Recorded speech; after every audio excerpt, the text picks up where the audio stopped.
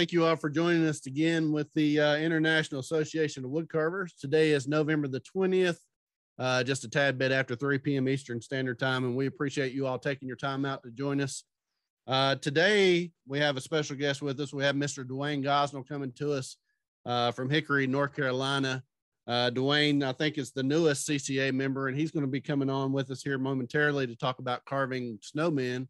Do a little demonstration for us. So we'll have Dwayne on here in just a few minutes.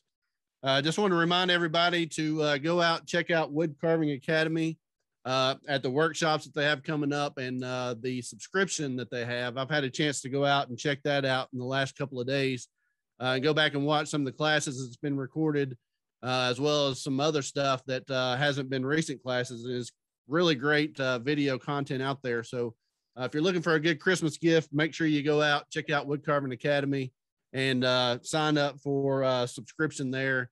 You can also check out the workshops that's coming up. I want to tell you a little bit about the workshops that are available. Kevin Applegate has a class that's going to be starting on December the 4th. It's on carving Santa ornament. So make sure you contact Kevin if you're interested in signing up for that class. I think you got a few more days to sign up with him. So again, Santa ornaments with Kevin Applegate. On December the 6th, Janet Cordell, who's been on with us before, she's going to be doing a realistic wolf class. If you've ever seen Janet's work, her work is phenomenal. So make sure you go out and check out Janet's class. Sign up for that. Again, it starts on December the 6th. Ryan Olson, that was with us last week, has a class beginning on January the 8th. It's on designing and carving miniatures. Again, Ryan gave us a little taste of that last week. You can go out and check out the video on YouTube on our page. But if you're interested in that class, sign up with Ryan Olson. And then get Dave Stetson, that's on with us today. He's going to be doing a class starting January the 8th on facial plane study. Again, if you want to sign up for that, contact Dave. He'll make sure that you get all the information you need to sign up for that class starting January the 8th. Today we have with us Dwayne Gosnell. Again, Dwayne's coming to us from Hickory, North Carolina. He's doing some classes that we talked about before the meeting, and I'm sure he'll talk a little bit about that when he comes on. He does a Whittling Wednesday. There's 2 classes per month, and it's 1 new class each month. And you can go out on dgosnellwoodcarving.com on his homepage there and check out the classes that are available. Sign up there, get all the information you need through his website. He also sells rough outs and has quite a bit of information on his page. So make sure you check that out. Having said all of that, I'll talk about the schedule that we have coming up at the end of the meeting, but I want to go ahead and get into the meeting with Dwayne. Dwayne, we appreciate you coming on with us today. I know you've been on with us a couple of times before in the past. We thank you for taking your time out, sharing your knowledge with us. And I'm going to go ahead and turn the meeting over to you, and we look forward to hearing what you have to share with us.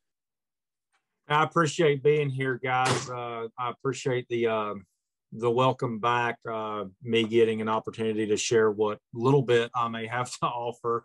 You know, amongst some of the people I've seen joining the class, it's a little bit intimidating.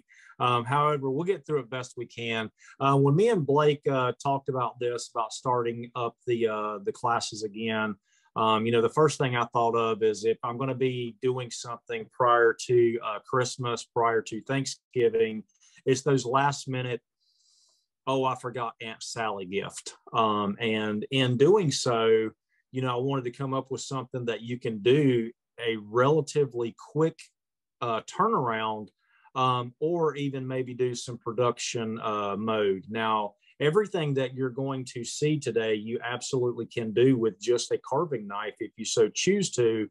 But what I'm going to do is I'm going to use a V-tool, probably 2 V-tools, and a carving knife. The 2 V-tools that I use on every single carving I've ever carved since I started carving is a 90-degree 1/2 inch V-tool, 90 degrees, 1/2 inch wide. The other one is a 1/4 inch 45-degree V-tool. Now, the reason I use those is quite simple. One of them came in the set, and one of them was on sale discontinued from the carving shop I got it from. I have since ordered more of those just to have them on hand in the event that they ever do become discontinued from the company versus the store that I got them at. But I like those 90-degree layers, especially when I'm roughing out. But with that being said, I'm going to figure out how to switch this around, and I'm going to show you all a few things, and we're going to get straight away into carving. I just need to turn it around here, and I've got to figure out how to do that. There we go. And we're going to switch it around to my downward facing view here. Give me just a second to get this set up, get my cord out of the way.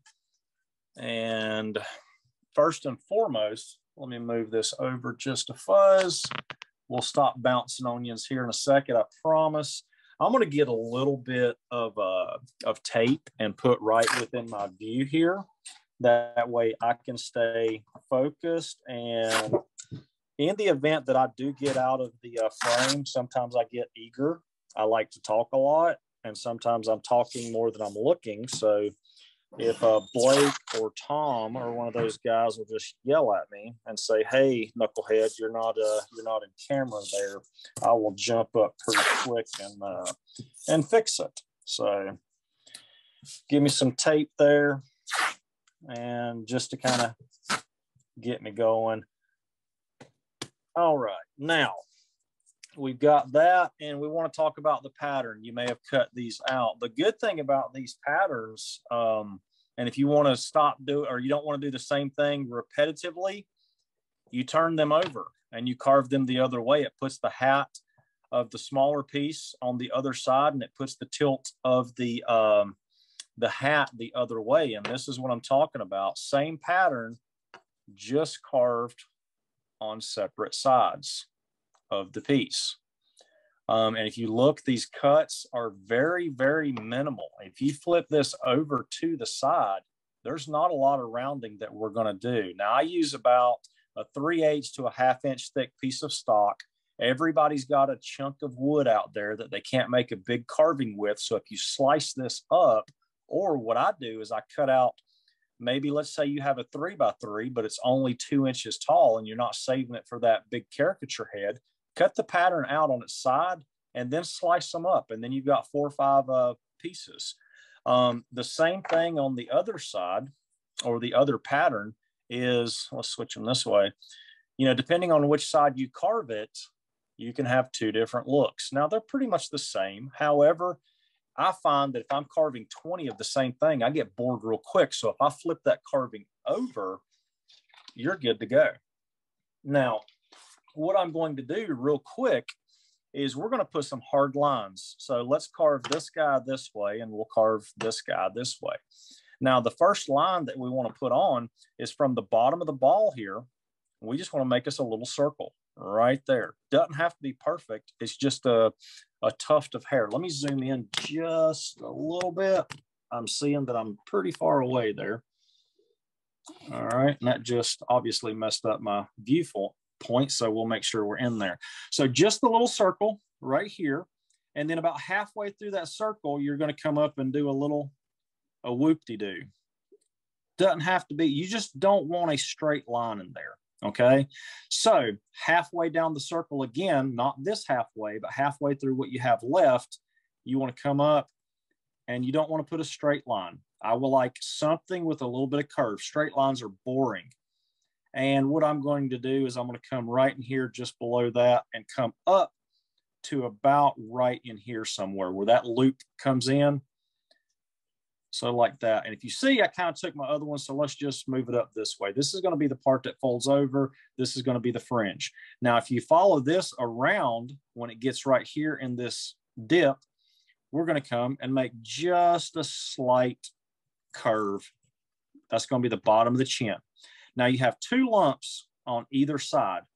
We're just going to create a small circle and a small circle. That's going to be his hands. That's all you need on this piece. If you want to do it on the other side, same way, circle, come up through here, put the fringe in here and the fringe in there, small circle, small circle, small circle.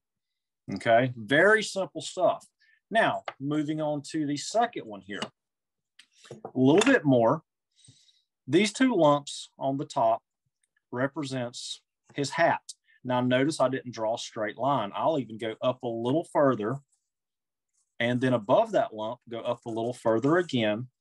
This big lump right here, and then this next lump, you need to connect those with a circle. Doesn't matter how far you go up or down. I'd rather give myself a bigger face. Now, you've got another lump on each side. That I'm going to draw a little bit lighter right in here, or even skip. You can put this in the middle. You can put his scarf on either side. It doesn't matter. But I'm going to draw me a circle right there. And I'm just going to, I don't know what this is called, but almost like a keyhole. So just draw you a keyhole right there. And you want to separate these two. And I want to remove one of them. So I'm just going to mark that out. I don't like a straight line, so they're going to fall on two different planes. Now, as far as his feet go, his feet can be as big as you want them. But what I typically do is if my foot is this high, right in there. So if I'm taking my finger, I want it a little bit wider than that. So somewhere about in there. So I'm going to measure this one, and I'm going to put me a little touch mark there and put me another foot right there. Okay. Now his arms are in just above the foot. We're going to come around, and we're going to come around. And the scarf and the arm touches. If you don't want that to touch right in there, that's perfectly fine. Move it over to the center, or, you know, come over this way. It doesn't matter. Now, I don't take the time to draw the eyes or anything like that, because you're going to carve all that away. I'm going to start on this one because I'm lazy and it's sitting here in front of me. So there's no use in changing it out. One thing I do want to talk about real quick. I said everything would be carved with a V-tool and a knife. There's a dowel rod that I have here. And I use the dowel rod because why not? It's a lot easier than trying to get a real thick piece of wood and do that. Now, what I use, and I'm not, you know, trying to advertise for anybody or something like that, but I go to the beauty supply store, and these are the cuticle pushers. And this is made out of like a maple or a white wood or something like that. These are 1/8 of an inch thick. I can get a pack of 100 of these for like $4. And I use these for dowel rods on almost everything, because I can buy these a lot cheaper than I could go to my craft store or the local, you know, place that's selling dowel rods, because they know you need a dowel rod. These are meant to be disposable. So whatever size you can find, get that drill bit. These happen to be 1/8 of an inch, and they're perfect for a lot of different things that I do. All right. So with that being said, we're going to talk about layers 1 second. We're going to go into carving, and these carvings go relatively quick. When I'm talking about layering, I'm going to give you an example here. This is the most boring way to use this V-tool, is straight in. When you carve straight in, you're creating a separation of two planes. When you lay this V-tool over to one side, you're now creating a layer. So layers, in my opinion, and you can take my opinion for what it's worth, it's being given free today. So, you know, you can make your own judgment there. A layer is far better than a separation 99% of the time. Now, sometimes you do need a separation. You need to separate two pieces. But in most carving, caricature carving especially, you have a layer. Think about your sleeve and your wrist. That's a layer. Think about, you know, a hat from a forehead or an ear to a sideburn. That's a layer. And if you continually get in that bad habit of just using the V-tool straight in or straight up, when I mean the wings are straight up, instead of layering it, you're going to have to come back and do a lot more work with layering it later. So that's why I use a lot of V-tools really quick. Now I'm going to lift this up just a little bit, and I'm still going to be trying to zoom in here. So let the camera stop shaking there. All right. So in thinking of layers, I know that the face is lower than the hat. So my first cut is laid down this way toward the face, and that's what I want to remove. I'm going to turn it sideways because I carve weird. I know I do. I hold my tools funny. Nobody yelled at me when I first started carving and said, hey, idiot, you know, you're supposed to hold them a different way. So this is the way I developed it, and now I'm stuck with it. So I'm going to put about 1/8 of an inch deep layer. That's going to cut it into the hat. I'm going to turn the tool upwards now because this is higher than the hat, and I'm going to take quite a bit. But what I'm going to do is I'm not going to try to power through it. I'm going to make several passes. And if you look, that big 1/2 inch blade that I'm using is taking that entire hat down as I go. Making sure I'm in view there. And I'm just going to do just like that. I'm not worried about rounding anything. I just want to set the main lines. And I didn't tell you, but see what I just did inadvertently? I got that guy out of the way. This tool does not care that it's going to come out of that wood and blast through your finger. So inadvertently, I still got a nice grip on the back. So always be thinking every cut you make, where's my fingers? Now, down here, again, the face is lower than the scarf. So I want to lay the tool up toward the face, and I want to create a little hump right here, okay? Because I don't want just that straight scoop. I want to create that knot in there as well. So I'm going to come around the knot, and I'm going to come back through, right like that. Now, if you look, in one cut, we went about 1/8 of an inch thick, and that's about where you want to be. I missed my line. Those of you who know me or have had instruction with me before know that if you're going to put a pencil mark on something, I like to cut it right then, and I like to cut the entire pencil mark. I don't like to get it close. I want the pencil mark gone, because if I flip this over, I'm going to transfer all that graphite somewhere else. Now, the same way here, I'm carving it like it's coming out of water. If this guy's pulled out of a cup of water, I'm going to carve downward. So now this is my next highest spot, which is that knot. So what I'm going to do is come around the knot like so, all the way around. I'm laying it down away from the knot. Our brain tells us if we're carving a knot, we're going to come in and carve that straight in like this. Again, we're going to initially keep nibbling away at the knot, and it's going to make it smaller. So carve everything away from that knot. So now these and these, the scarf and the tassels that hang down from the scarf, are snowman body all the way around. So I'm going to come and I'm just going to make a big loop. See how? Well, while we're letting him figure that out, let me tell you a little bit about the schedule we've got coming up. I've texted Dwayne, so hopefully maybe he can reset his router there and figure out what the problem is. As far as our schedule goes, we're going to be off next week. So next week will be Thanksgiving week in the United States. We're going to take next Saturday off, so we won't have a meeting next week. The following week, Dave Dion's going to be coming on with us. If anybody follows the Caricature Carvers of America carving competition, Dave did fairly well in that. You can go out on their website and check out the results of their competition and see some of Dave's work. He's going to be on with us on December the 4th. On December the 11th, we're going to have on CCA member Dell Green. I think I saw Dell in the meeting here today. Dell will be coming on with us to talk about caricature carving on the 11th. We're also going to do another Helvey knife raffle. And again, all the proceeds for that go towards these meetings.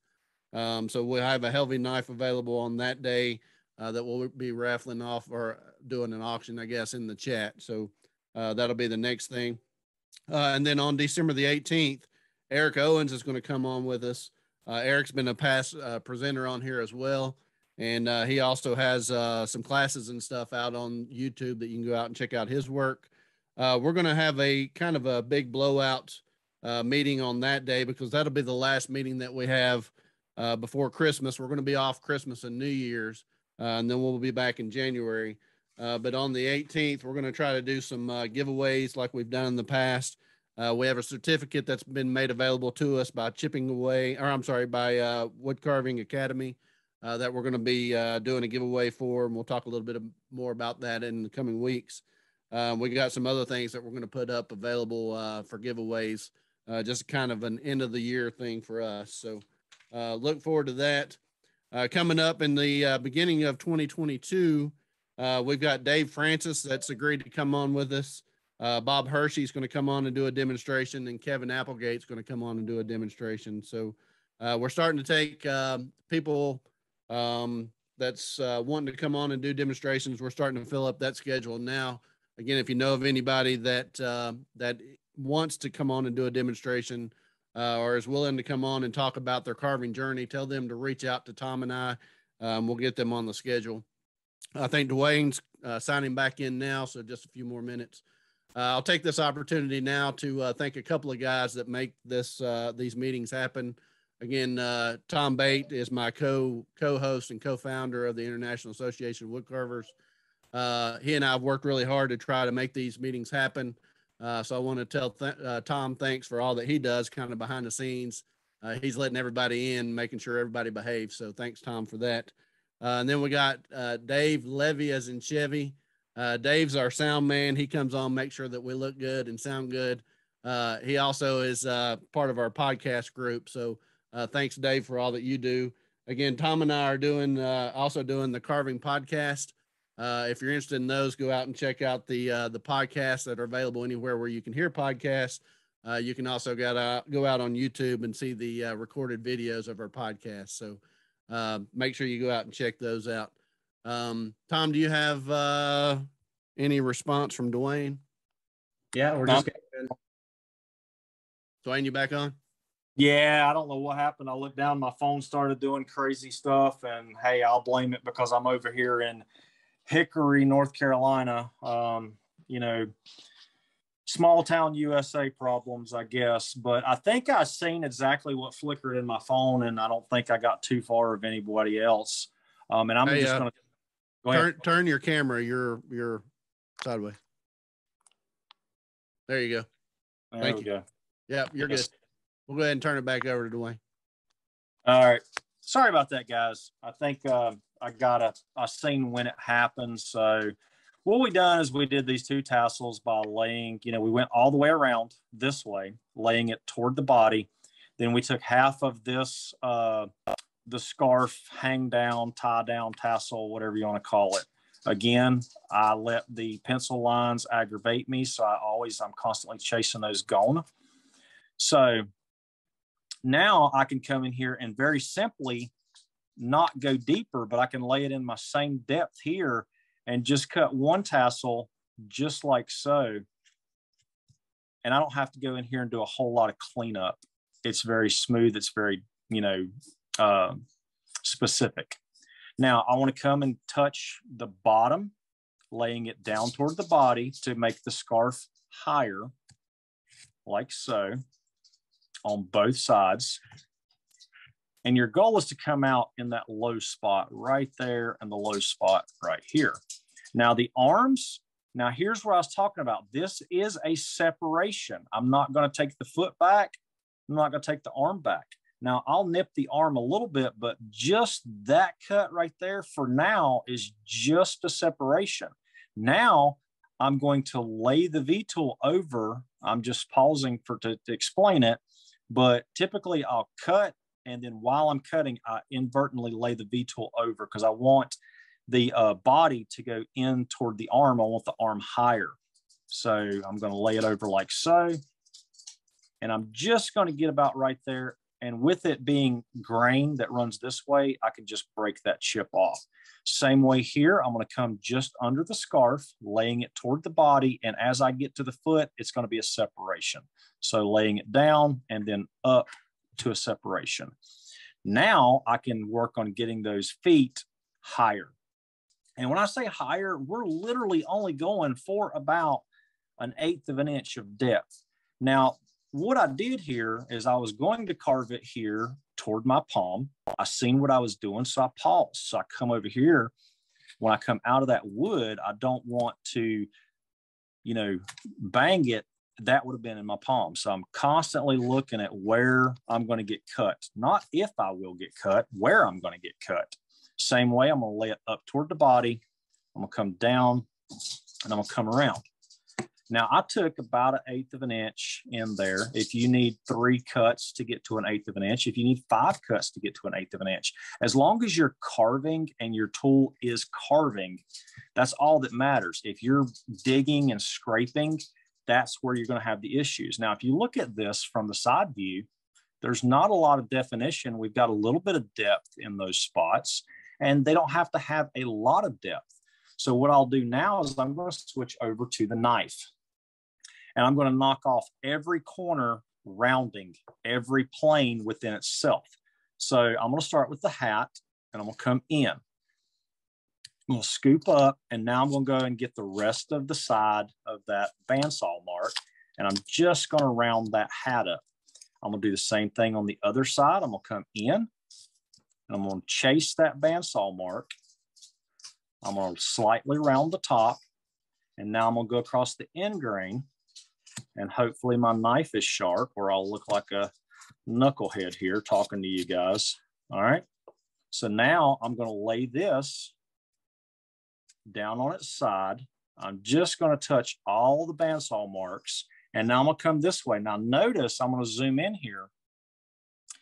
I'm not going to dig the point of my knife in here. I'm just going to use the last 1/8 inch of my knife just to touch that high spot off.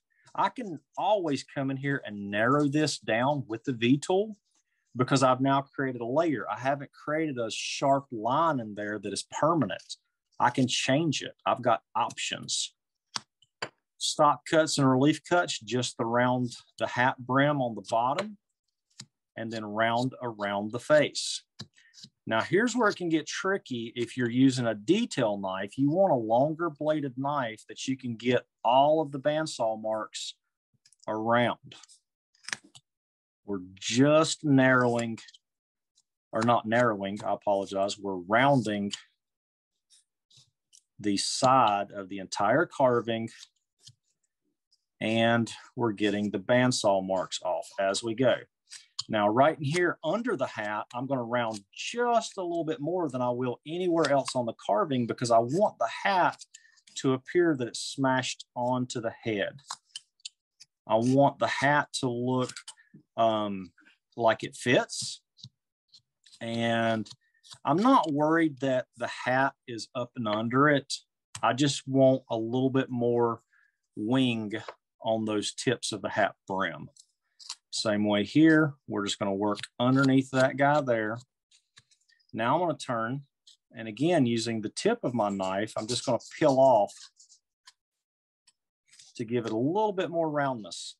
Now this is not round at all, but by coming in on each side, it gives us the appearance of it being round. This is very much, I don't know if it's called a flat relief. I don't know the terminology between the two, but there's a couple types of relief as I understand them. There's a relief that has wood out here and then you carve something in it.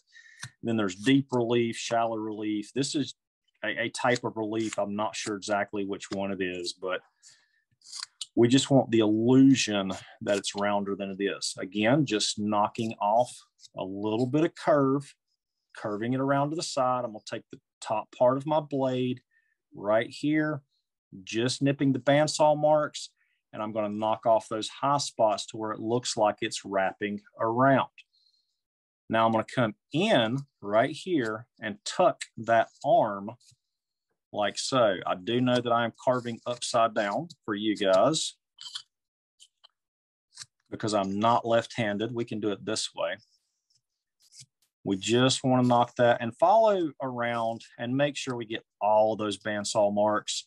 I used to be lazy for years, and I would be in a hurry and I'd be carving stuff. And once I went to the paint table, boys, I found out real quick that I was missing a lot of those bandsaw marks, and it really shows up in your finished product and not in a good way. So make sure we're getting those. Again, I'm going to come back right in here. And I'm going to do more work in the face, the reason I left it smooth, but I want to put me some scorp marks. I think that's what they're called. And what that's going to do is it's going to give me a little texture. I don't want it too super smooth in here. All right. So there we go. We're going to work on our corner right here. Now, one thing I want to talk about on triangles or corners. A lot of people chase corners or triangles. If you do not change the direction of your triangle, you can get out very nice triangles every single time. Now, the problem lies, and I'll show you right here, okay, more detailed, but the problem lies is when we start trying to put a triangle within a triangle. And what I mean by that is if you have a clear triangle and you just kind of go at it, I'm going to show you right here. So this triangle should come out relatively easy, but if I come in here and then in here and I turn my blade one way or the other, we have a triangle right there.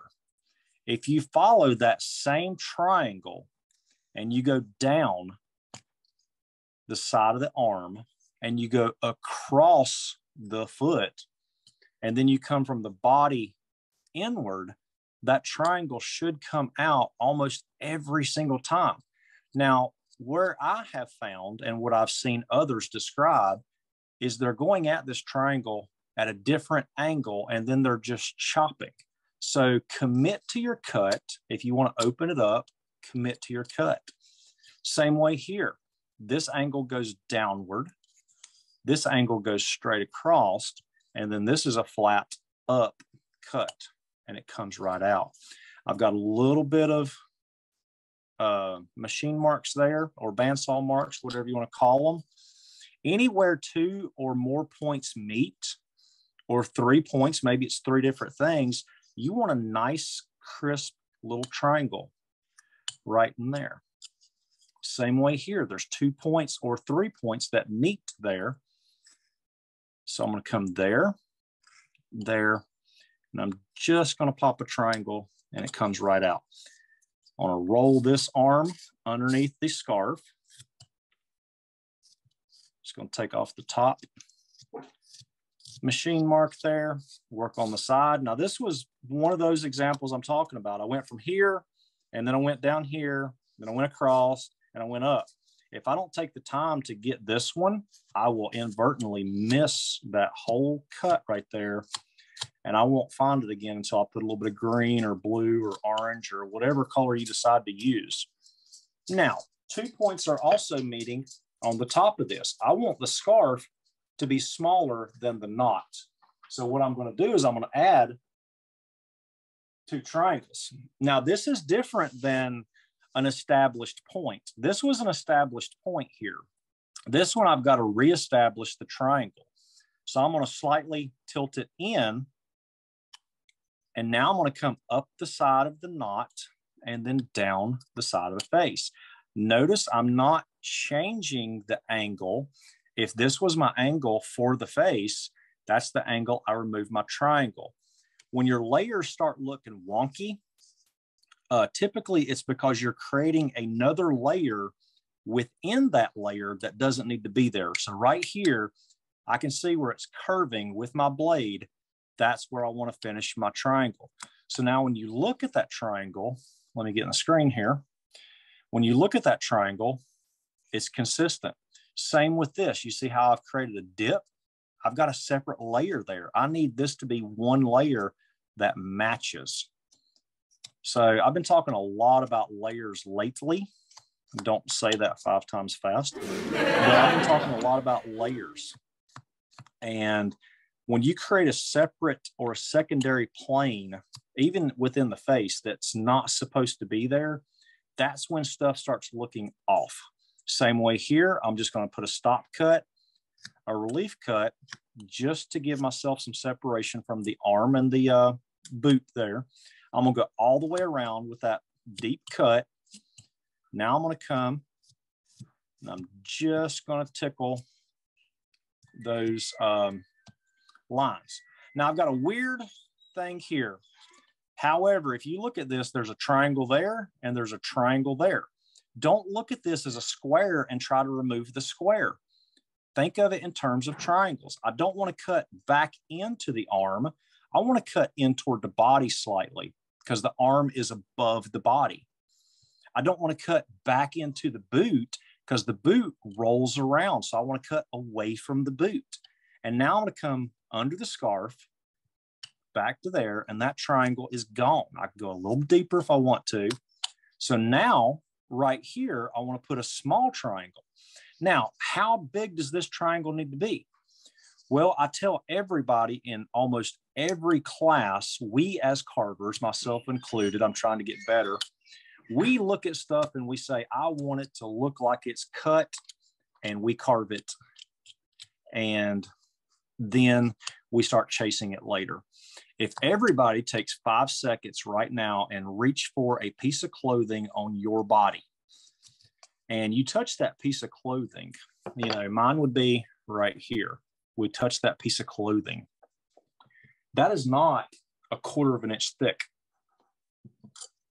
So therefore, we don't need to carve something in 1/100th scale, or, you know, whatever scale this comes out to be. You know, you're doing a 5-inch figure. I don't know what scale that is to a human, but you absolutely do not need 1/4 of an inch of a sleeve or a scarf or something of that nature. Sometimes you just need a cut that is clean that represents it. Okay. So now once we get here, I'm not liking how thick I am here, and I want it to be a little bit more consistent. So I'm going to take, and I just noticed I had it up. So I'm not liking the thickness I got here. Now I drew the thickness, but because I didn't use the tip of my knife and come in here and gouge and dig and pick and cut or whatever the case may be, I now have the option to lower this up and I will not have a cut line in there. So what I'm going to do is I'm going to take my fingernail like so. I'm going to hook it to the bottom of that, and I'm going to turn it up to where I can get a consistent cut or a consistent thickness on my hat brim. So now I want to go back to that. Now you can eyeball it, absolutely, but I like using my finger as a stop a lot of times. Again, with a 90-degree V tool, I'm going to lay it over toward the hat, and I'm just going to make that a little thinner. I'm going to take a peek at it. And I still don't like it. So let's take a little bit more from up or on the bottom. I want it to be as thin as I can be, but still be secure enough that if I drop this off of a Christmas tree, that it's not going to break. So I just thinned it up a little bit more. I don't like the hump I got here, so I'm just going to roll that up like so. Same way here, I got a high spot. I'm going to just roll that around, and I'm going to narrow the hat away from the brim. So now I've got the hat brim. I'm still a little square. I can roll it right around, and I can do the same thing here. I can roll it right around. And by rolling it, it made that a little bit thicker. So I'm just going to thin it up like so, come up the head like so. So now I want to jump down here to the boots. I want to roll them around this way and then up. I'm going to roll them less on the top than I will around the ends. Now this is going to break out with the grain relatively quick, and you can't control it. However, if you go along the side of the grain, it still carves very easily, but you get less breakage. Okay, just like that. Now I'm gonna do the same thing right here, but I'm gonna start just on the tip. Now I'm not carving with enough force to where I'm making a bunch of chop marks in here. I'm carving relatively thin, not giving it a whole lot of power. And notice I'm still not chasing that cut with a knife tip. I'm gonna do the same thing here. I'm just gonna roll it around, making these nice little controlled cut marks or relief cuts like so. Same way here, stop cut, relief cut, or whatever you want to call them. I'm just going to tickle the bandsaw marks off, I apologize. I didn't explain that. Tickle cut for me is very light pressure. So like so. Now I want to do a little bit of a separation right here. I'm going to do a stop cut, and I'm just going to come in here with a wedge cut just to give me a little bit more separation around the bottom so it looks like it rolls toward his feet. You don't have to go out the back side, but you do have to get this guy, okay?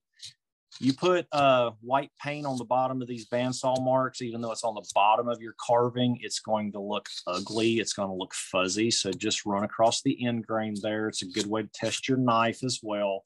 If your knife's dull, it's not going to cut good. Same way here. Just going right up around. I'm going to do this in a little bit backwards. There's no, I have to do one step before I do the other on something like this. As long as you get all of it carved, we're not carving a systematic face. We're just getting all of our cuts. And you absolutely could have come down here and started on the boots first. It doesn't matter. It's just my preference. I like to start at the top and work my way down. Way of thinking. Now, I don't like right in here, I've got a little bit of trash. All I have to do is take that big V tool again. I want to lay it on the body, but I want to sneak up toward that boot and just get the ugly off. I want one transition from one to the other. Okay, right here, I'm just going to use that blade and use it like, I guess, a skew or the side of a knife that you're holding funny. Doesn't matter. Right, like so. Now, with that being said, 90% of this figure is carved. And that's all you have to do. I'm going to put just a little bit of a swirly cue right through here. I want a little bit of a layer. I'm going to go about halfway up in there. And I'm going to come about halfway through the side here. I don't want a straight line in there. Something like, whoops, something like that right there. Now I can come in here, and because we have these points and this is wrapping on itself, I'm going to take the blade and just nip a little triangle right in there, like so. And right here, excuse my manicure, you see where we've got that line? I don't want it to be a straight line. One of those fabrics inevitably is smaller than the other. Now, whichever piece you want to be smaller is up to you. Now, you can fold a shirt up, a scarf up, and get an exact knot. But what I want is I want just 2 or 3 little pieces going in opposite directions there that simulates. As long as it's close to a knot, on something like this, you're good to go. Now, if I was doing a bolo tie for a big cowboy and it was a competition piece and I knew that, you know, there was going to be a judge there who's really particular on anatomy or form and function and things like that, I would absolutely tie something that looked exactly like a knot. Because I have seen competitions come down to belt loops, bandanas and things like that, where somebody just did a circle and put a line through it versus that. I'm going to put a small triangle right in the middle of this just to give me some shadow line. Again, I'm not chasing a weird triangle, just putting a triangle right in the corner there. All right. I've got a little bit of, well, it actually fell off right there. All right. So again, now we're up to about 95% carved by just doing that knot. Eyeballs are as simple or as complex as you want them. Now, if my hat is facing this way, okay, it's slightly tilted up, I don't want to come in here and draw a face that's straight up and down. I want it to look like there's a little bit more head movement. So I'm going to come through here just for y'all's purposes, and I'm going to do this. And that's where I want my eyes to line up. Now, I don't care how big, how small, whatever, but if I come on this side that much, I'm going to come on this side the same amount as much. I'm going to do a big loopy, dopey eye. It's going to come up, down, and out. It's going to come up, down, and out. Something like that. And then I want my nose to be somewhere right in here. And I want a big old stupidly cute smile, right? So now I'm going to come slightly down and slightly up. So in other words, it's not going to be just a hard straight line, slightly down, slightly up. Now, I want to carve this layer higher than this layer, but I want this layer to be round. This is nothing more than a separation. We're going to start with the 1/4 inch. Now, this is the exact opposite. So we're not going to go in here with that 1/2 inch anymore. We're done with this. This is our rough out tool. So this is nothing more than a separation. We're going to come in here and we're just going to separate the cut. And we want the cut to be consistently deep and consistently smooth. Okay, right like that.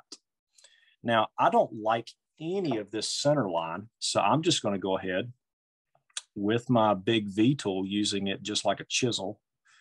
And I'm just going to chase that off, and I'm going to find out that that didn't work as good as I thought it would in my brain. So I have to pick up another tool. Now, what I want to do here is I want to lay everything just like I was carving a normal caricature. Okay, I've got a high spot here, and my ADHD is not going to let me let that go. Just like I would a normal caricature, everything above the iris, or the center of the eye, is carved slightly upward. Everything below is carved slightly downward. So what I'm going to do is I'm going to lay this tool pointing in the direction I want to cut. That's going to create my layer. Now, keep in mind that an eyelid is not 3/4 of an inch thick. So we're going to go in here something around a 16th or 32nd inch deep. And all of that was facing upward. Now, we're going to face it downward because we want to give this eye as much of a chance as. So slightly downward, like so. I'm not worried about the center because I'm lazy. I could have turned this upside down, but because I'm lazy, I'm just going to go aiming it upward, like so, and downward. Now, I don't know if you noticed, mine slipped a little bit and I went a little bit too high. Because I'm layering and I'm not using the tip of my knife, I can literally come and touch this one and raise it up just a little bit. All right, doing the downward cut. And I don't want to carve with enough force that I'm going to slip and create another cut here. Now, with this guy here, the knife, again, when I'm cutting in a downward direction or below the eye, it goes downward, like so. When I'm carving above it, it goes upward. Now, the easiest thing I can tell you guys right here is when I was listening to the books and magazines, it would say take out a 1/4 of the eye or a 1/3 of the eye and create a triangle. Now, some people, you know, or I guess probably almost everybody here has got those books and magazines. Well, myself being an author in those magazines, they don't want us to put wording in there that says, you know, from the center of the eye, I gradually round in all directions. They want as few words as possible. So the easiest philosophy we can give is, hey, remove a triangle here and a triangle there, and your eye's perfect. That's actually not the case. What I want to do is when I carve this eye, I don't care where my snowman's going to look. I want to carve everything except for that tiny dot. So I want to carve away from it in all directions. Now, this is the smallest cut I will make in any carving ever. And I tell people, if your leg itches, you go in there with your fingernails and you go to town and you scratch it. If your head itches, you do the same thing. But if your eyeball itches, you very gingerly back off. You're not going to scratch it. You're going to pat it. You're going to go in there very gently. So when I'm doing eyes, I will spend almost as much time on an eye as I will carving something else, you know, rough out wise or something like that. So slow down on your eyes. Give your eyeball a fighting chance. I'm going to get rid of just the pencil line I made there. Now, got a little spot there, and see, that messes with my brain. I've got to come back in, and I've just got to touch those pencil lines. I can't stand it. It drives me nuts. And it also throws away with my sight a little bit. So again, I'm just going to barely make me a stop cut facing downward. I'm going to get close. I'm going to come to the outside and then come in, and I just touched my phone there, which made y'all shake a little bit. I apologize. I'm gonna do the same thing. I'm gonna come inward, and I'm not gonna try to connect that dot. I know I can't reach it, so I turn it back this way. I've got a little fuzzy right there. So I'm gonna zoom in with my eyeballs here, which means, you know, I'm gonna move my head closer. I'm gonna get on the outside of that fuzzy and go ahead and cut it. If you pick and jab at that fuzzy, I almost promise you, you might get lucky and get it out. You have to cut those off. So slightly upward,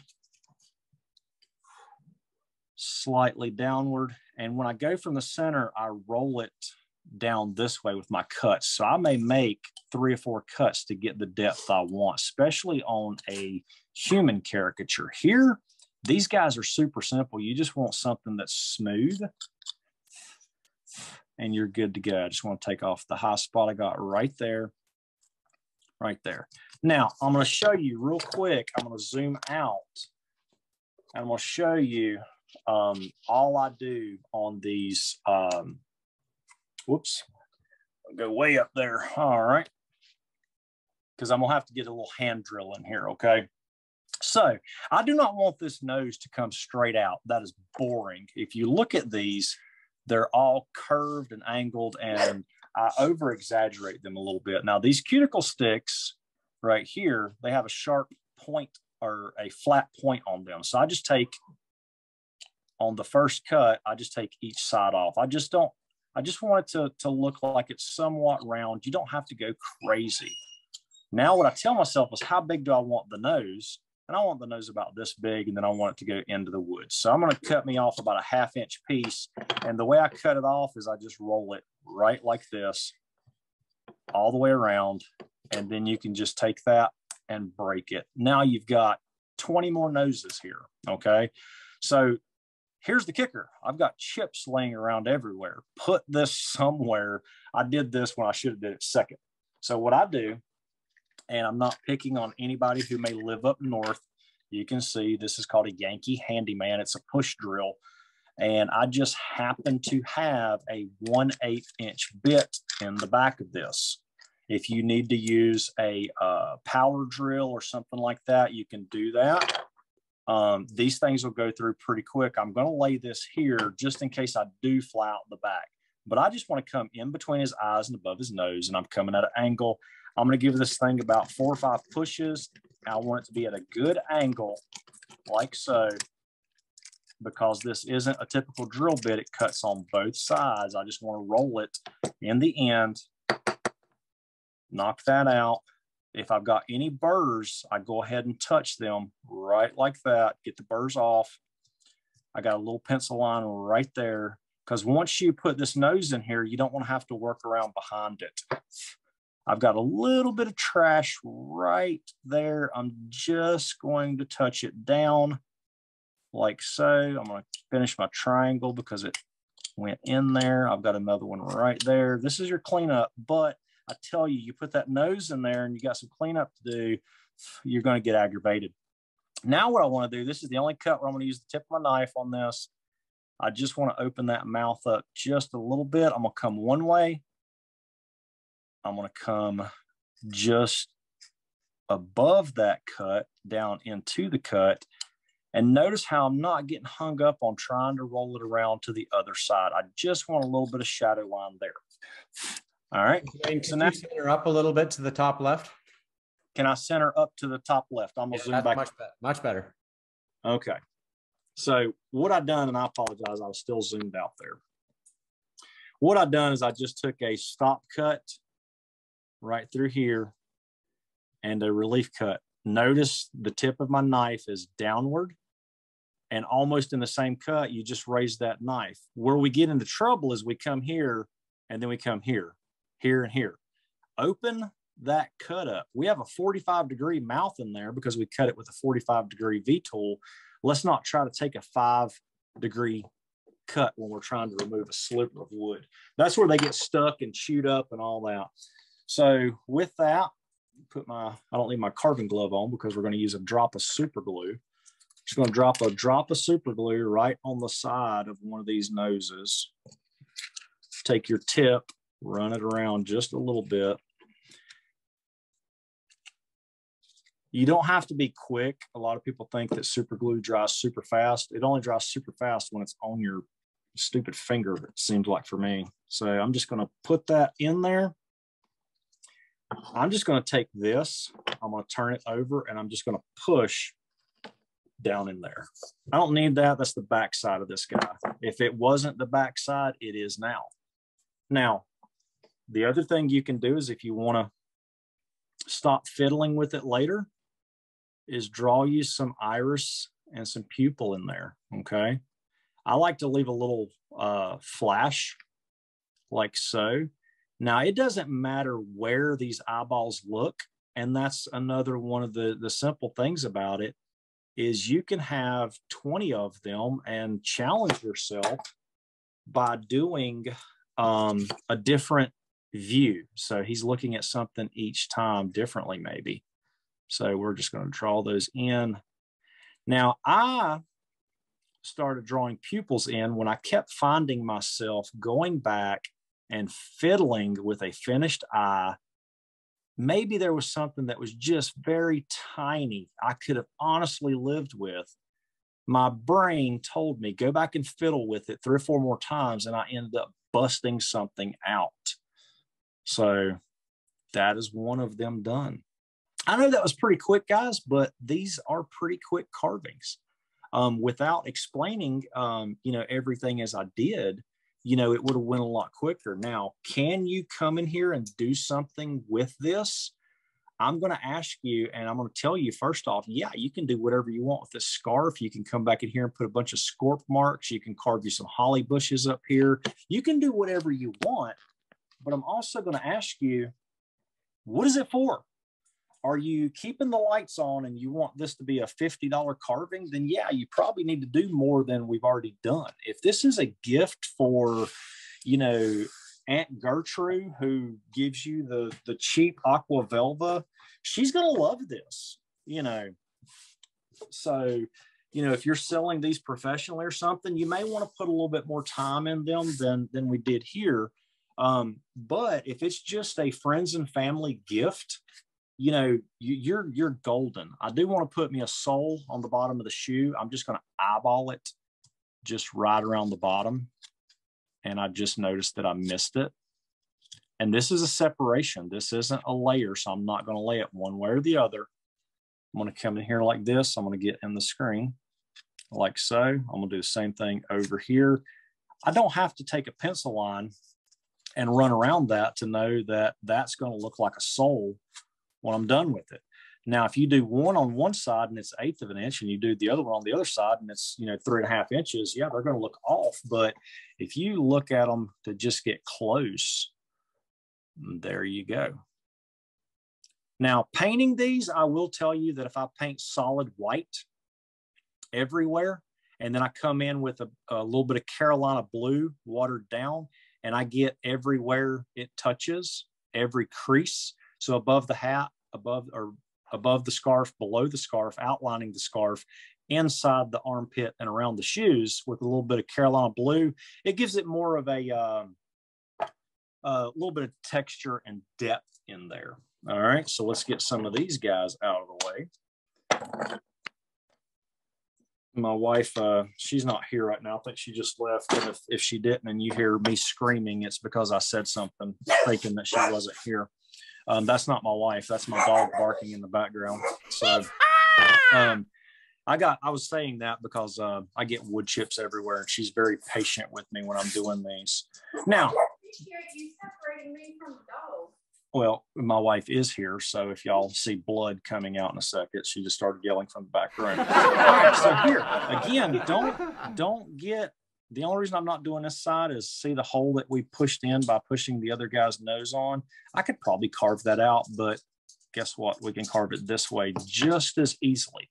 I'm going to move my angle here, and I'm going to try to get my phone at that angle back onto my original don't go out of the spot, because I was finding myself to go over here, but my phone was moved. So let me get back in that spot instead of moving my tape. And it looks like I need to move just a fuzz of it anyway, just to keep myself centered. So let me move this tape over so I stay in line with you guys.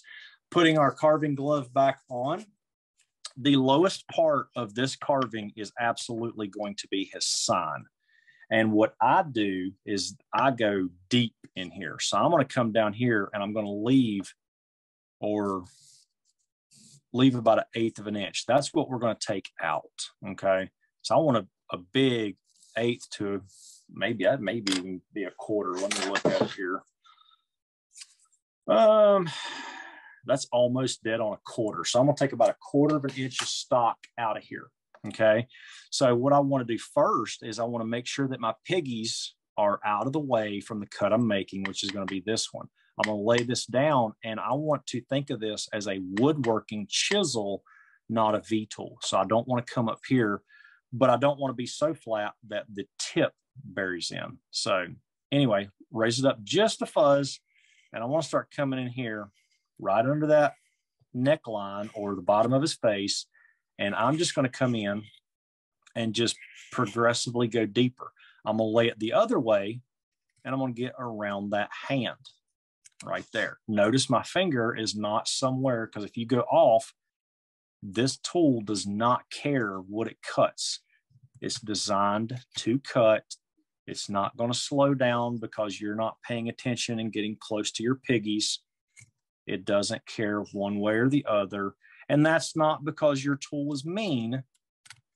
It's not because you have an inferior tool that's just out to get you. They're designed to do one thing, and that's cut. You know, I was talking to somebody the other day as we're just hacking this out. I'll give you all a little bit of a story time here.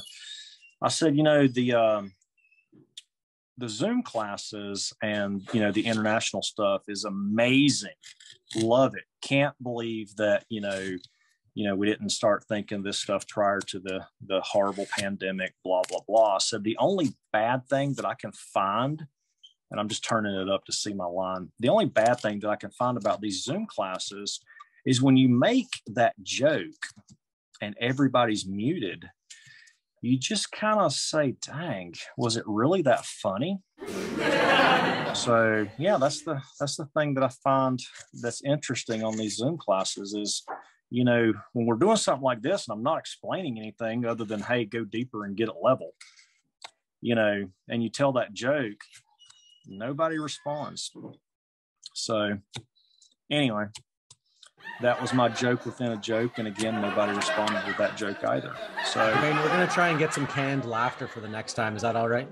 that would be great. That would be great. If you could, if you could just push that button, yeah, the applause here, you know. So now, Hey, Dwayne. Funny, Beaver, funny.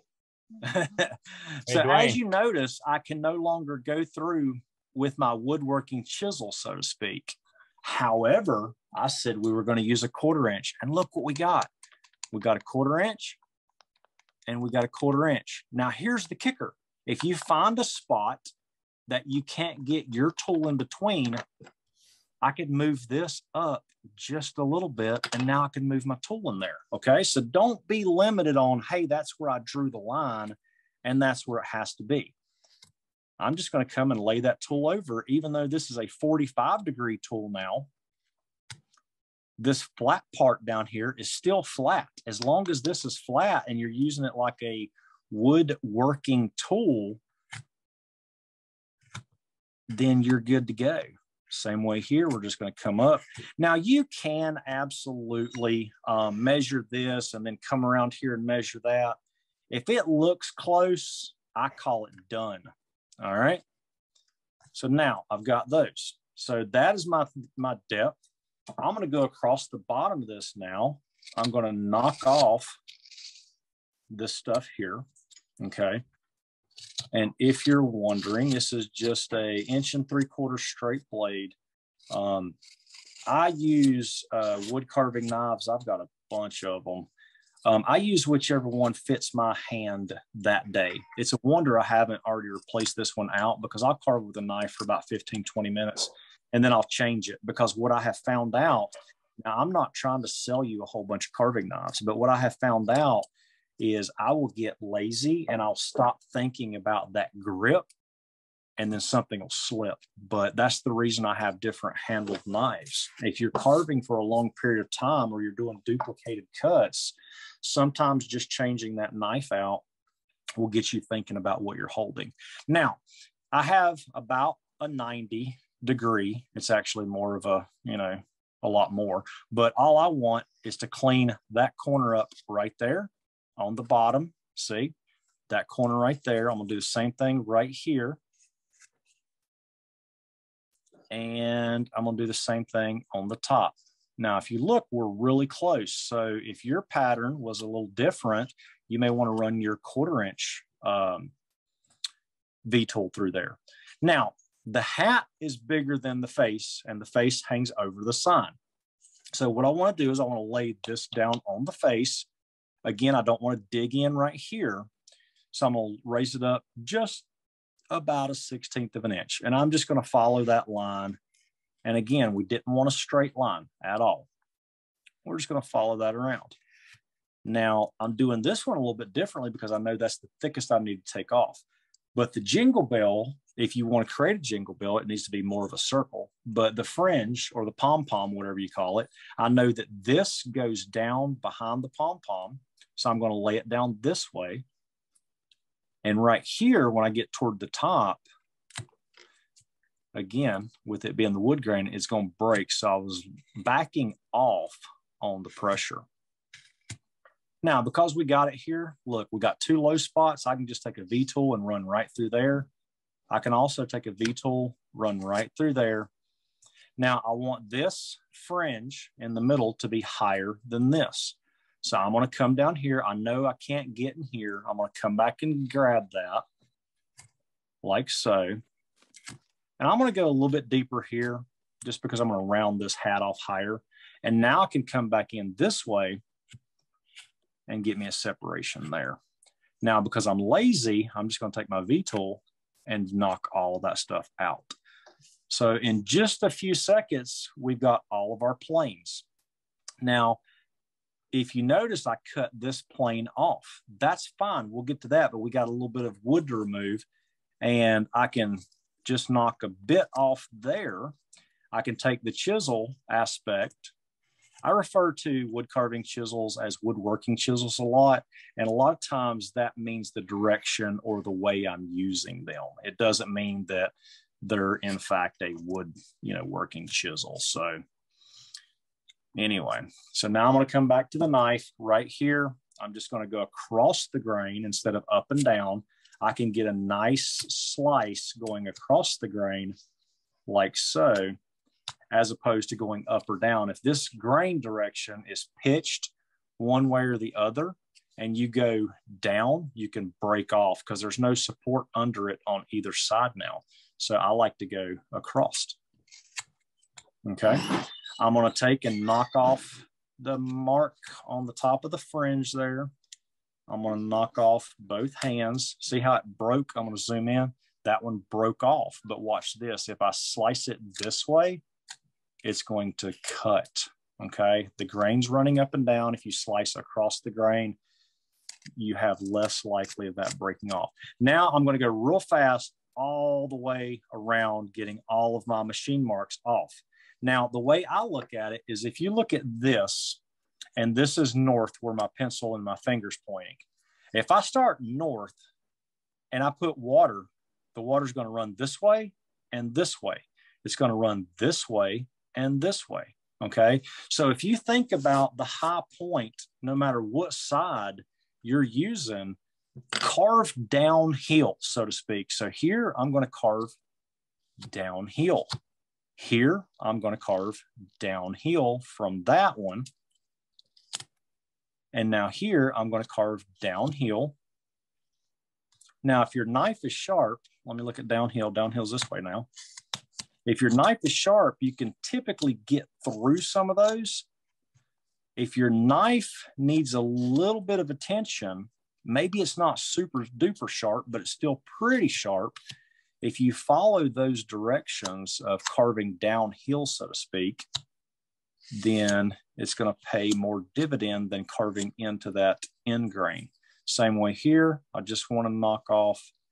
And because I can't come up that way, I'm going to slice just like I did on the hands. I'm going to slice across the grain to get to that tight cut there. Okay, so now I should be able to lay it back down, knock those off. Because it's on the very dead end there, they will come off pretty quickly. So a tickle cut or a light cut is going to better serve you.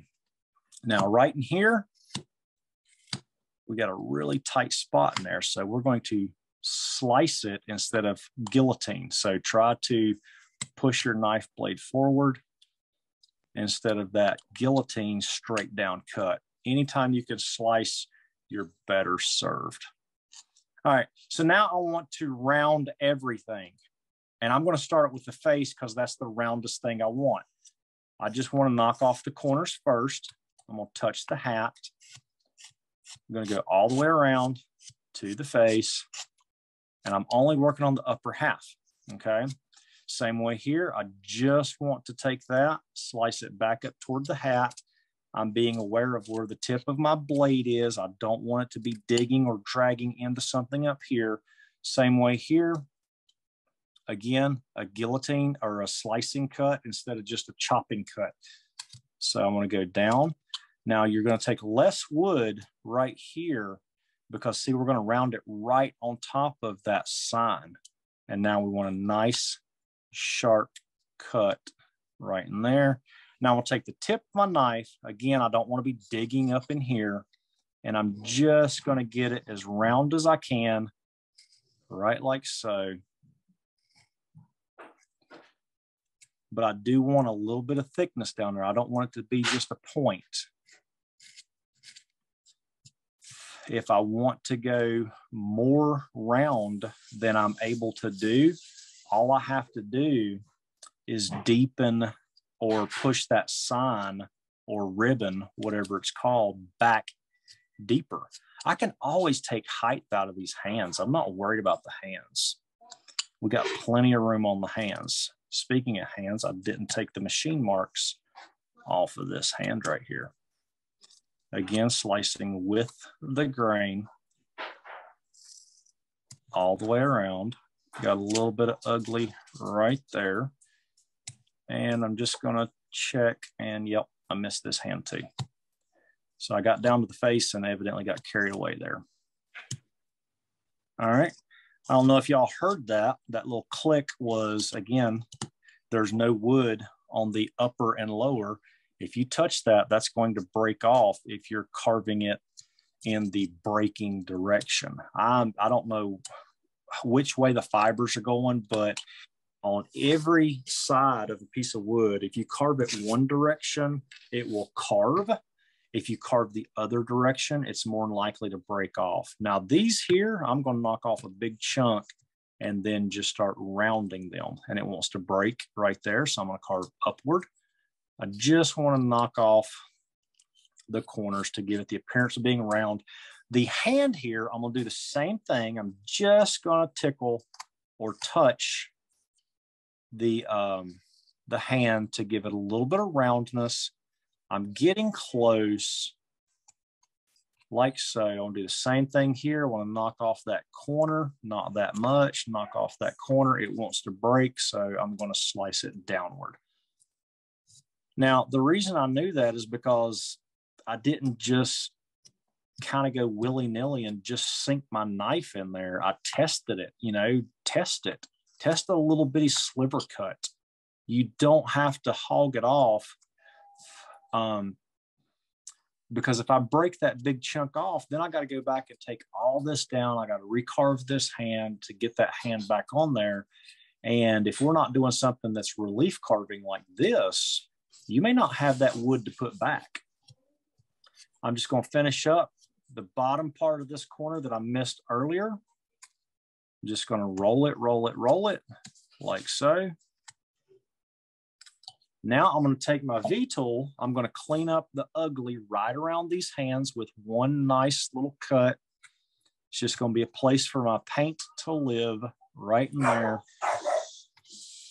My dog may have seen a flower moving in the wind, or maybe it was a rabid squirrel, more likely a leaf. So I apologize about the background. This is that secondary angle. I zoomed way up. Don't look at my manicure, but see how it goes. It's rounding in, and then it goes deep. I just want to take this and knock off that angle. I'm not going any deeper. I just don't want that secondary angle in there. I want it to be a smooth transition as possible. And then I've got a high spot. Let me get the shadow work. And you see that high spot right there? I just want to peel that high spot off. We don't have to do much, but now that line is gone, just like that. Like so, like so. Now I want to round this off. I'm going to put me a stock cut and relief cut right there. I just want a nice little round spot right in there. Coming around the edge, coming around the edge. Now, if you're so inclined, if you want to take this fringe later and you want to put some texture in it, I normally don't on these guys. I'm going to give you a little trick on the texture. If I'm doing any sort of fringe and texture, I absolutely want to be going across the grain every single time. The reason I go across the grain is I can cut in and cut out, and I'm cutting the top and bottom fiber. If I go in from the bottom and try to come out and there's no wood to support that top fiber, it's going to break, crack, drag, pick, nick, whatever you want to call it. There's going to be no support up there.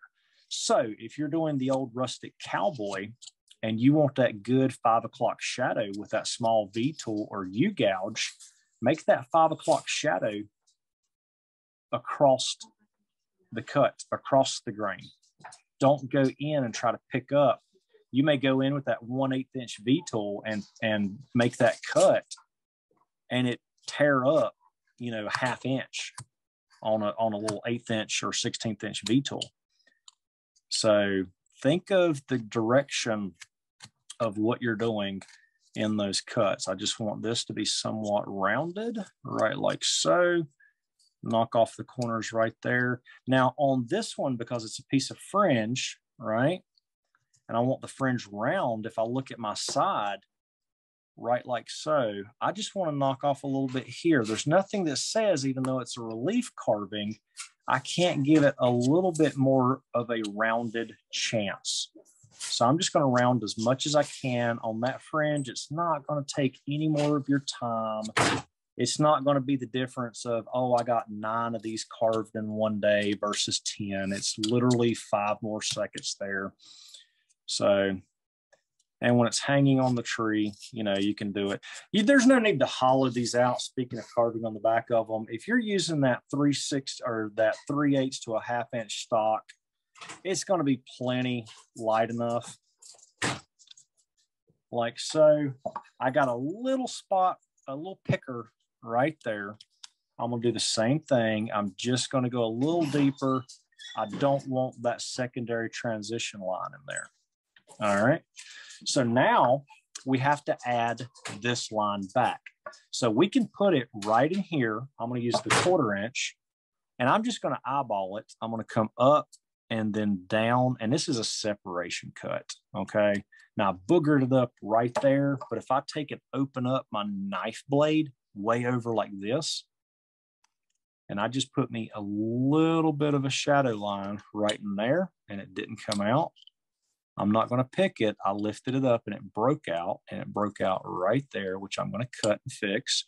And then same way here. Again, I'm not cutting here and then cutting here. I'm cutting way over here, and then I'm cutting way over here. If we've got a 45-degree V tool, open that cut up. That V tool is only going to go so deep, but your knife can go a little bit deeper. But if you have 45 degrees to work in, why are you limiting yourself to a 1/2 degree or 1 degree? So I've got a little bit of booger on mine right there. Again, ignore the manicure. I'm just going to slide across the grain like so. I'm going to come up to that, and I've got a little tickle spot right here. Now I can take that knife blade and run right around, and those should come right out.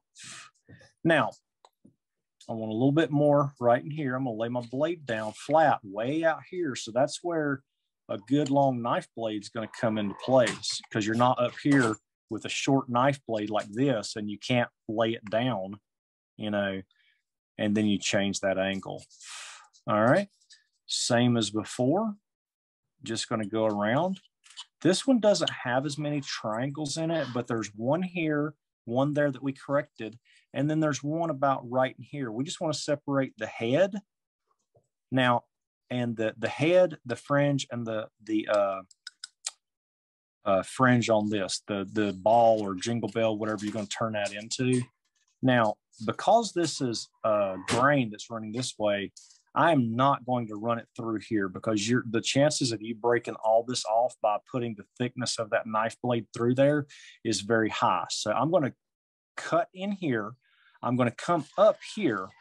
And now you see how that just fell out because the grain is running up and down. You don't always have to force the cuts.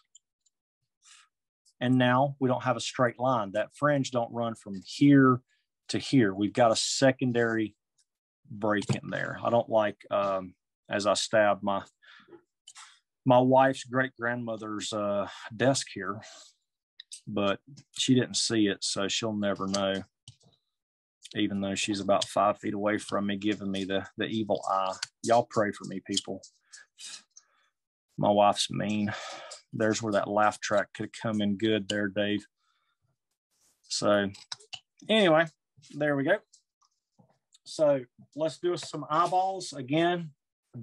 Droopy, open, whatever you want to be. Since his hat center is here and we have a bottom here, I don't want to come straight down 90 degree with the sign. I want it to look like his head is turning. So therefore, if I come this much here, I can come this much here. I want to come up and down, and see that arch I just created? Okay, that arch is not nice and rounded. If you have a stronger arch, he's going to look more Halloweenish, almost like, you know, that Jack Frost, or not Jack Frost, but you know, I don't know what I'm thinking about. There's a cartoon out there. Maybe it is Jack Frost, but the villain eyes have more of a harder look, right? I'm going to have him a smaller mouth with more of a droopy, you know, undertone there. Bigger eyes on this one. You can do smaller, doesn't matter. Same way, but in real time, this is a separation. We're going to go in.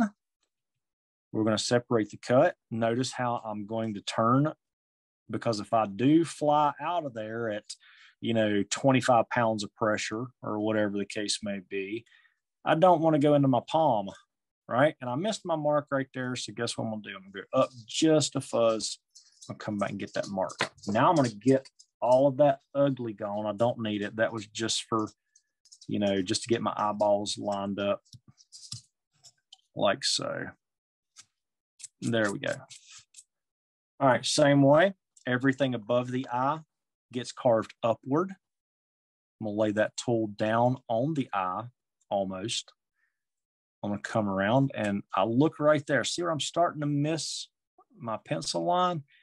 If you're going to use the pencil line, use the pencil line. If you're just going to come in and carve willy-nilly, and I hit my phone there.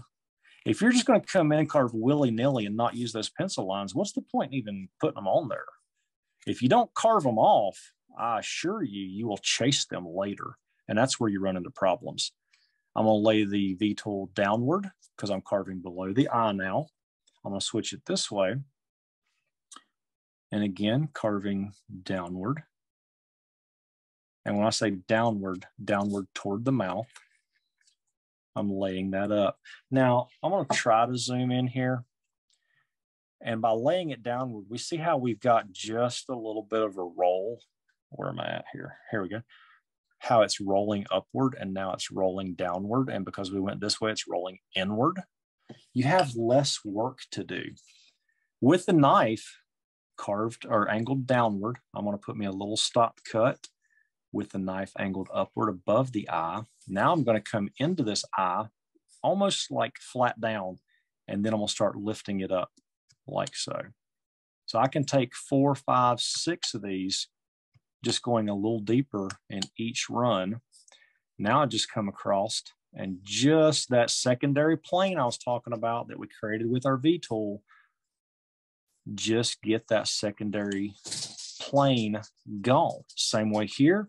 Imagine if I'm laying it here, my first cut slightly upward or slightly inward until I get to the depth I want. Take off the secondary little high spots all the way around, slowing down. The example I gave earlier was, you know, if your eye is itching, you don't scratch it. So this is not a big, gigantic cuts like so. And I've got just a little high spot right there. And what you'll find is as you're nipping these high spots, you inevitably start creating another little tiny smaller high spot. So you have to ask yourself, at what point do I quit? And I would say the judgment is, what are you doing with that carving? Is that carving going to be for a commission piece that you're charging somebody hard-earned money for? Then I would say you get it as good and the best carving that you can do. And that's my honest opinion. If someone says, hey, Dwayne, carve me a snowman, I want to pay you X number of dollars, I'm going to give them the best piece of quality I can give them. Because at the end of the day, your name is on what you send out. I was talking with somebody the other day on the phone while I was carving, and you know, I said the old crud. What? I said, well, I got to throw one away. What do you mean throw it away? I said, well, you know, there gets a point in everybody's carving career, so to speak. I'm not saying career as in if you know, are making a living at this, but in your carving ability to where you no longer will allow something that is not your best to go out. And you absolutely shouldn't. You know, just because maybe you have a fan base and hey, they'll buy it, it doesn't mean you should, you know, sell it to Sally. And then John, you know, buys one the next week. Or maybe Sally and John hook up and yours, you know, one of theirs is a lot better than the other one, and you charge them the same price. You're gonna lose a customer. So anyway, that's me rambling. We're going to find out where we want his nose. And again, I should have, you know, smart people would have just left their tool out. And I think I did, which is right here. Let me grab another block of wood. The reason I grab a block of wood and I throw it on there, let me zoom way out here for you. The reason I grab another block of wood is, you know, if I hammer fist this thing down in there and it goes through the bottom, then I've either went into my palm or my hand or whatever the case may be is. I'm going to angle this one slightly upward. Maybe he's a snooty snowman, but I'm always going to try to start my hole straight. And as soon as it starts curving, then I can move the direction of the bit. And I don't want it to go straight up. I want it to go off the side just a little bit.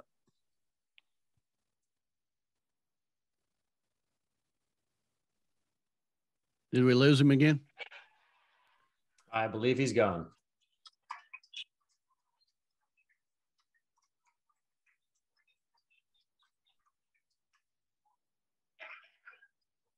All right. So while we get Dwayne back, I will go through just a couple other things with the International Association of Woodcarvers.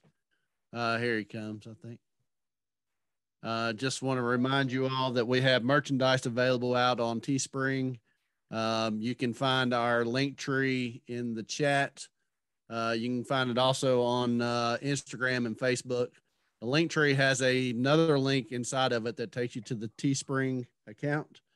So if you're looking for a Christmas gift and you want it to be carving related, we have t-shirts, mugs, cups, pretty much anything that you want as far as merchandise goes. We have it out there, and we're going to also be putting out another logo on some merchandise here in the very near future. So go out, check out our Teespring page. And again, if you want to support International Association of Woodcarvers, that's a good way of doing it. I think we've got Dwayne back now, so I'll go ahead and turn it back over to him. All right, guys, that was not my fault. Somebody called in and it kicked me off, and it wasn't like a call in, it was a FaceTime call. So evidently that messes with audio, blah, blah, blah. And I hit the wrong button. So it was probably Aunt Sally. It's probably She's Aunt upset Sally. that you're doing this one for Aunt Gertrude now. Yeah. So we got our hole drilled, and we did it at a slightly upward and sideways angle. So now here's where I'll tell you. I'm going to put my carving glove back on real quick because I am messing with the knife, and Murphy's Law follows me around quite a bit. If it can get cut, I will cut it. So again, I'm not trying to do a sharp point on these, but I do want the end to be cut. Remember, we broke it off last time. If we don't give us a cut line on there, we're going to have all those little fibers that come out. So we're just going to knock just the tip, somewhat of a point, not a big deal. Again, around the 3/8 to a 1/2 inch size. I'm just going to roll my knife. I'm going to break it off. I'm going to clean the other wood chips out. I'm going to move my knife out of the way. And I'm going to get my other little block of wood wherever he or she went. It was right here. And take my glove off so I don't glue my glove to my finger. There we go. And we're going to put just a drop of glue in there. I've never been accused of being a genius, but I would probably test this, and I did not that time. I have run into some of these that were being a little bit thicker. But since I've already glued one on the last one, and I know it went directly into that hole, then I know it's going to fit. So that's the reason I didn't test it that time. So if you're using a new dowel rod and or a new drill bit, make sure that your dowel will fit into the hole that you're trying to do. So I want to put this guy looking over toward his right, like so. I'm also going to put the eye flash in the probably the 2 o'clock position, somewhere up in there. I'm going to zoom in just a little bit. Not that it's important that you see me put these irises in, but kind of know what I'm talking about. You know, a light source, I had, you know, somebody told me a long time ago that the light flash had to go at 7 o'clock. And that's just what they did. And it looked good. And, you know, I didn't argue with them, but I got to thinking, you know, light can come from any direction. So don't get hung up on, they just both got to be at the same spot. So you can't put this one at 2 o'clock and then put this one at 6:45. It needs to come in about the same direction when you're doing that. I use these little gel pens, and you may ask yourself why I'm doing it with pen. It's not for your guys' benefit. I think they look cute. And here's the kicker. These gel pens, if you're painting this with solid white, now I'm not going to go all the way down in that corner because that iris would not be that big. You see right there in the corner where I didn't go. Let's see if we can get it in there. I didn't go all the way in, right? And the reason I didn't is because the iris would not be that big. If you're doing a circle this big, and it's underneath those eyelids, don't get carried away when you're painting and paint the iris way over here. Then your eyes are going to look like they don't match. So there's the nose, there's that, and there's that. So with that being said, what I'm going to do, and Blake don't know about this, I'm going to ship these two to Blake. And I'm going to let Blake and Thom and Dave and all the guys who are affiliated here do whatever they want to do with these two pieces. They're going to come just like this. I will sign them. If they want to give them to a contributor, they want to split them up or the pair. I do know that they have a link on their page to donate to this that keeps their light bills and internet fees and Zoom class fees going. But I will ship these to Blake, and he can randomly pick whoever the biggest contributor is today or this weekend or whatever, or he can give them away as a door prize next month. Does not matter to me. These will be my gift back to you. With that, let's open it up if anybody has any questions.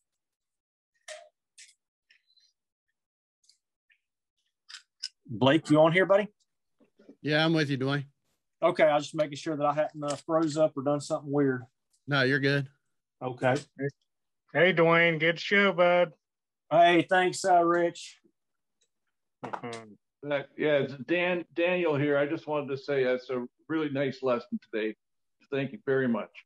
Well, thank you, sir. Hey, Dwayne, it's Bob K here. Just quick question. Do you Yes, sir. have a problem with the gel pens running when you put your finish on? No, because I don't spray my finishes on. What I do, and I don't know if it's better or worse or whatever, I will paint over this. Okay. So this is going to be covered with paint, and the paint, it will not bleed through. Now, if I'm doing a name down here in gel pen, what I will do is when I finish it, I brush my finish on. I've never had one to bleed, but I do not use them often. But I've heard people say all the time that the Sharpie pens will bleed like crazy, especially if you've got like maybe a signature or something. Again, I've never had any issue with it. I don't want to name drop, but I do know that there's a lot of carvers out there that use gel pens for detail painting, and they have never indicated to me that there's an issue. But I have heard people say that they do have issues. Now, I don't know. I'm not the guy to answer that question. However, if I'm doing shadow work, like I told you with the blue paint, let's say I'm putting a stripe on a cowboy and he's got blue stripes on a red shirt, I will use Prismacolor art pens. They're oil based and they're not cheap, but for what I'm doing, they last a long time. They're you can find them in most arts and craft stores, but I use the Prismacolor oil pens. I hope that answered your question, Bob K. Yeah, that did. Thanks, Dwayne. Thanks, sir. Well, Dwayne, we're running on about 20 to 5 at this point. Oh, my goodness. Oh, was that late? Yeah, that's okay. We appreciate all that you've shared with us today. Thank you for taking the time out. Thanks for all of the information. You give a lot of free information out to people every day. So thanks for that. Thanks for coming on and being a contributor on the International Association of Woodcarvers. We appreciate those of you who come out and share all of your information with the group. So thank you for doing that. As I shared before, we will not have a meeting next week. Next week is Thanksgiving in the United States. So we'll be off next Saturday. We'll be back with you on the 4th of December at 3 p.m. Eastern Standard Time with Dave Dion. And again, on the 11th with Dale Green, and on the 18th with Eric Owens. So having said all of that, I want to thank you all for joining the International Association of Woodcarvers today, where woodcarvers are sharing with other carvers. And we look forward to seeing you all again on December the 4th. Again, Dwayne, thanks for all that you shared with us today, and we will see you all in 2 weeks. Again, that's on December the 4th. Thank you all. Thank Thank you. you, Dwayne. Great demo.